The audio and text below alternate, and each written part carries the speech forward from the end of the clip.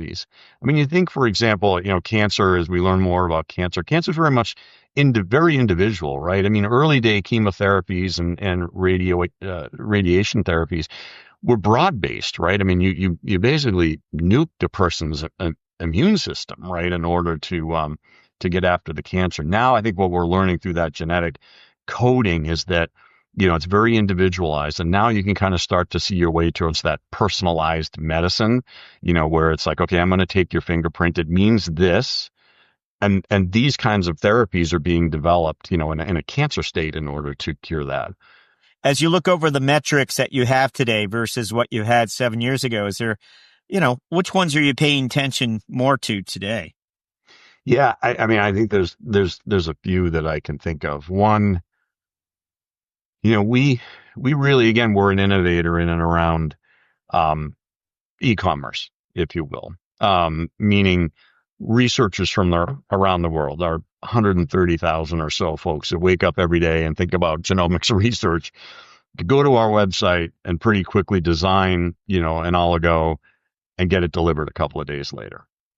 What we didn't have was, as the business again has grown more into supplying some of those larger customers, a lot of intel around, where are the customers coming from? Like, where are some of these bigger orders? Where's the science taking us? Based on our capability and that real deep trust that our customers have with us, that, we need to know. And so funnel metrics, for example, like something as simple as like, getting a funnel metric system set up in such a way that, again, we could be a little more predictive versus every much, we have a little bit of like that Amazon model, every day somebody's going to go buy something from Amazon, but they don't know where it's coming from. I'm sure there's all kinds of tools on the other side. We all know.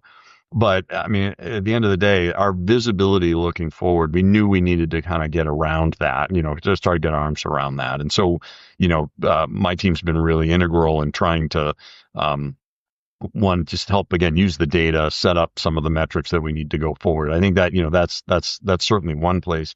I think again, and then the other thing is again is really that kind of walk up e-commerce business, things around turnaround time and delivery, and as we've kind of changed the markets that we're delivering into, also needed to kind of advance itself. And so we started looking a little closer, around our quality and our delivery and, as really important metrics, right? That customer facing metric. It's one thing, if a researcher, who expects to get their oligo in 2 days and, might get it in 3, that's not great either. But, when you're talking about supplying larger customers, you really want to get it right, for them,